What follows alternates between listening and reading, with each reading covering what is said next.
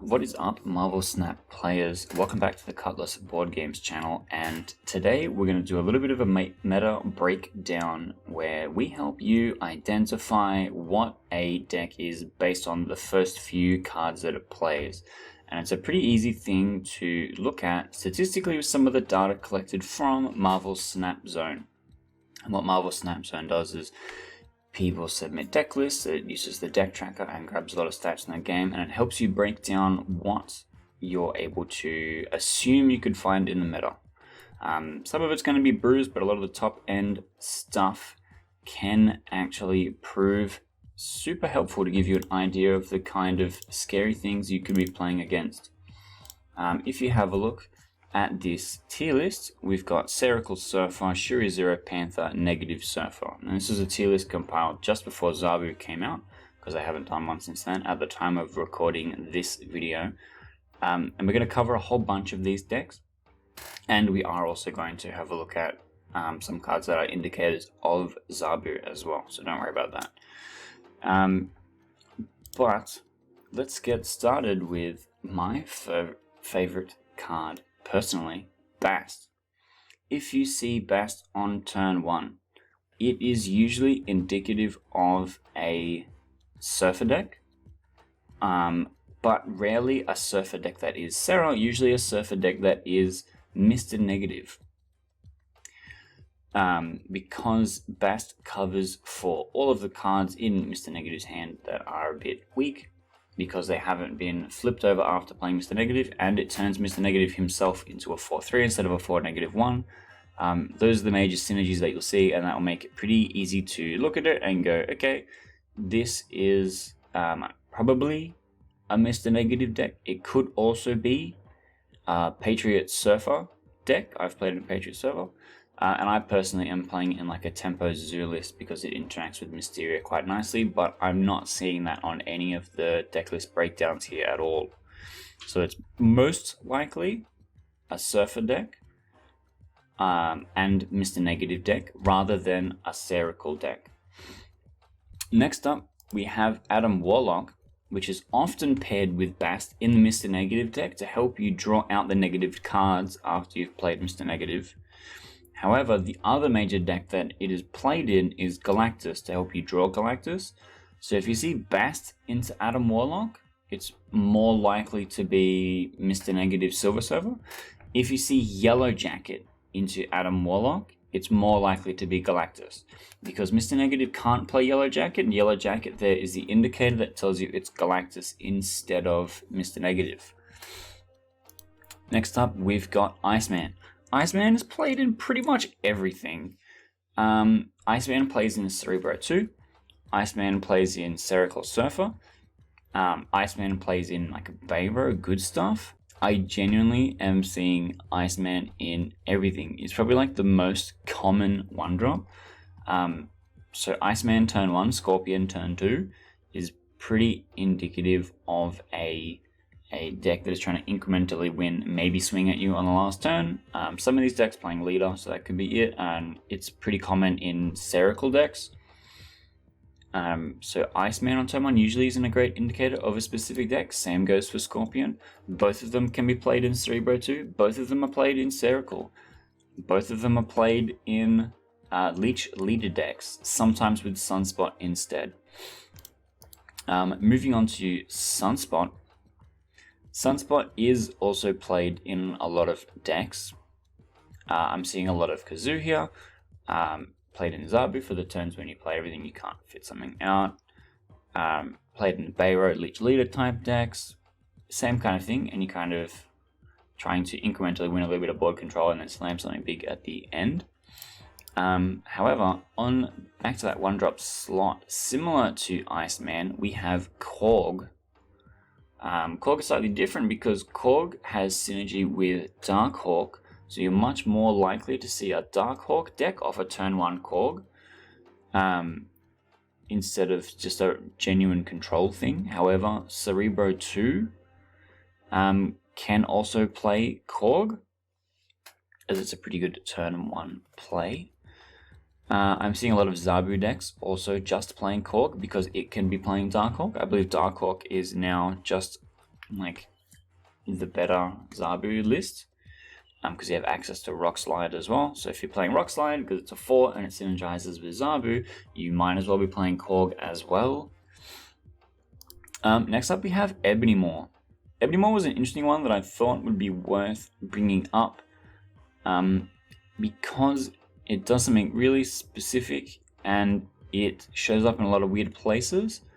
I'm seeing it in a 0 list right here. I'm seeing it in a null list because they can Killmonger it to get much more power into the null. I'm seeing it in a lot of like Destroyer ongoing lists, which is my first exposure to like really seeing it in a deck more consistently. Like if I saw the Ebony Maw on turn 1 on the right hand side, usually means that it's more of an ongoing deck.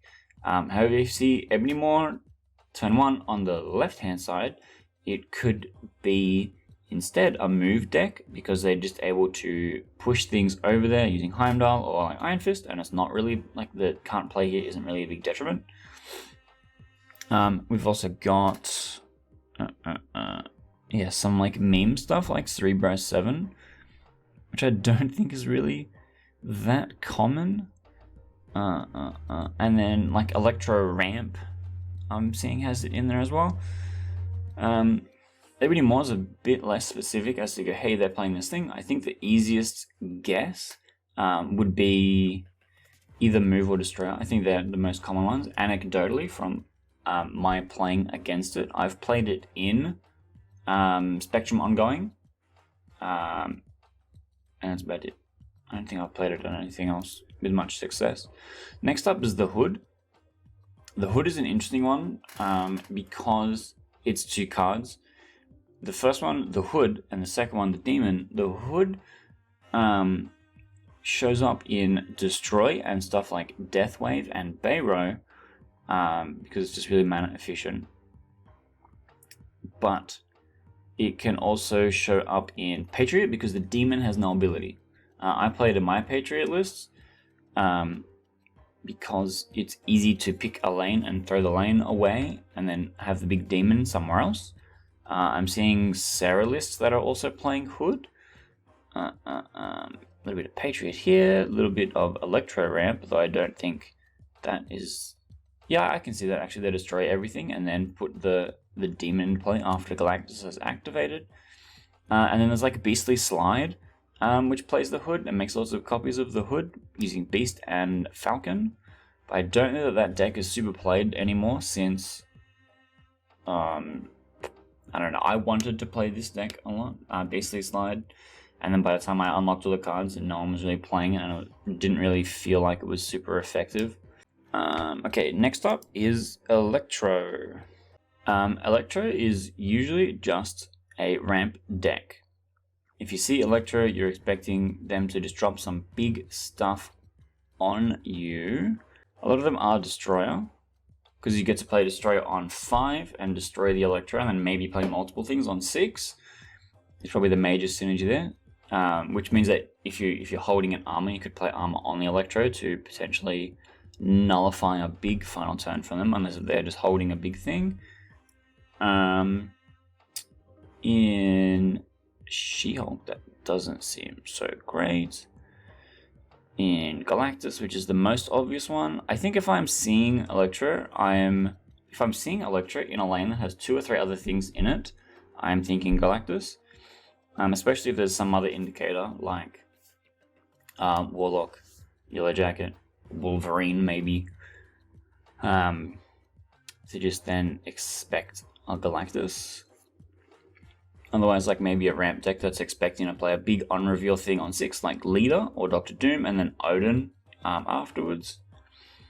I personally play Electro with Magic into Agatha, but I don't think you should be playing around Agatha. The next one, the one that I think is really interesting, is Invisible Woman. I think Invisible Woman shows up most commonly in 2 different decks. The first one is Cerebro 2. And the second one is Hella Discard. There's gonna be 2 different discard decks I'm gonna talk about in a second. But first one's Cerebro 2, because Invisible Woman covers for the Cerebro Mystique, so they can't be Enchantress. but it can be Cosmoed. The Mystique can be Cosmoed, giving them half as many Cerebro stats. And Invisible Woman is such a hard card to play around because you like visually cannot see what's underneath it. But if you're seeing everything else on the board has 2 power, it's pretty safe to assume that you're looking at cards like Cerebro, Mystique, and Blue Marvel underneath. If they're playing other cards, if they're playing Morbius, it's pretty safe to assume it is a discard deck. There's a bunch of discard things under there. In which case, playing Cosmo into Invisible Woman is pretty good. However, when I've played Invisible Woman, I've been playing it in an Omega Red list, where I go Invisible Woman, Omega Red, Iron Man, Onslaught, which wins the game, and if you put Cosmo in front of that, I do not care at all. So having a look at some of the other stuff, if it feels like it's all ongoing things, then maybe you just punt that lane and put all your power somewhere else. But Cerebro 2 and Hella Discard are the main ones there. Because Invisible Woman is the lowest card that Hella Discard plays on the curve, that's probably the first thing that you will see. It's really unlikely for them to play Blade. The other discard deck, discard Lockjaw. If you see Lockjaw, obviously it's a Lockjaw deck, but the main difference between discard Lockjaw and Hella is that you'll have Apocalypse in the Lockjaw deck to make a big Dracula, to make Morbius hit multiple times, and they'll use the Lockjaw to cycle in and out through a lot of their discard cards. I have seen Invisible Woman in the same way, but Invisible Woman is more to stop the discard list from discarding the Hella. So that's like the main thing, I guess. Throwing the Cosmo in front of that, still just as good. Next up is I wanted to go back to Seracle or Seracontrol. If you're seeing an early Nova and not really much destroy things, it's a pretty good indicator that it is not Death Wave, and it's more likely, or not Death Wave, not just pure destroy, it's more likely a Sera deck. Just looking at this particular list that I have pulled up, they've got Nova, Angela, Carnage, Mr. Sinister. So if you're seeing Nova into Mr. Sinister, Nova isn't really played in Cerebro 2, and Nova really isn't played in Patriot, so that's probably a pretty good pick that it's a Sera deck, where they're just using Nova as an anthem for like their Killmonger on the final turn. Next up is Quinjet. Quinjet is either a Thanos deck or a Devil Dino the Collector kind of deck. Usually on turn 2, you'll find out if it's a Thanos deck, because it's statistically likely for them to have at least one stone. Especially if they're playing a Thanos Destroy deck, where you will see stones and get stones destroyed pretty early on. If it's a Collector Devil Dino deck, you'll see other cards early on, like Cable, Agent 13, and then it's pretty safe to assume that there's going to be a Devil Dino. And then like kind of last one was Psylocke. I wanted to touch on Psylocke because Psylocke late usually means Galactus. Like if they Psylocke on 4, so they can play a 6 on 5, that usually means Galactus in my experience. However, if they just always Psylocke on 2, it could be a Zabu deck or a Mr. Negative deck. Psylocke on 2 often means you will see Mr. Negative come out. But then oftentimes when I've been like, oh, they're going to play Mr. Negative this turn, they've not had it in hand, I guess, and they're just playing Zabu. Knowing what your opponent's deck is as early as possible means that you're less likely to get surprised by the big end turn play. And it means that if you go, oh, I know that I'm playing against Death Wave, I have a hand that beats turn 5 wave, or I'm playing against Galactus, and they're going to Galactus me on 5, and I just happen to play Iron Man into the lane that they have that's empty, I'm probably going to win this game. Knowing what their deck is based on the evidence that you see at the beginning of the game and then piecing it together as soon as possible means that you can make really informed snap decisions and get you a better, more consistent cube rate, which will help you get to infinite. And the easiest way to get to infinite is to play lots of games and have a good snap rate, right? In playing lots of games, you're going to learn about what lots of decks look like, and hopefully some of this video gives you a little bit of information to help you get a start of an idea for the things to be looking out for. That was kind of the idea. And then with those two things, that will help you climb the ladder. So anyway, I hope this was helpful for you. Using something like Marvel Snap Zone is a really good tool for you to go and have a look, see what kind of decks are being played, especially if you're in Pool 3. This was a more Pool 3 specific video because the range of deck building is really, really wide in Pool 3. It makes it more difficult to climb to Infinite, in my opinion. But that's it. I hope this was helpful. If you have questions, put them in the comments below. I am pretty good at answering stuff. However, I do make other Marvel Snap content that you can find up in these things. You can click on these boxes and you can find more things. There's more this here. Or you could click some things down here as well. There's like a subscribe button and stuff that you could click on. That's also great. That would be good too. Anyway, thank you.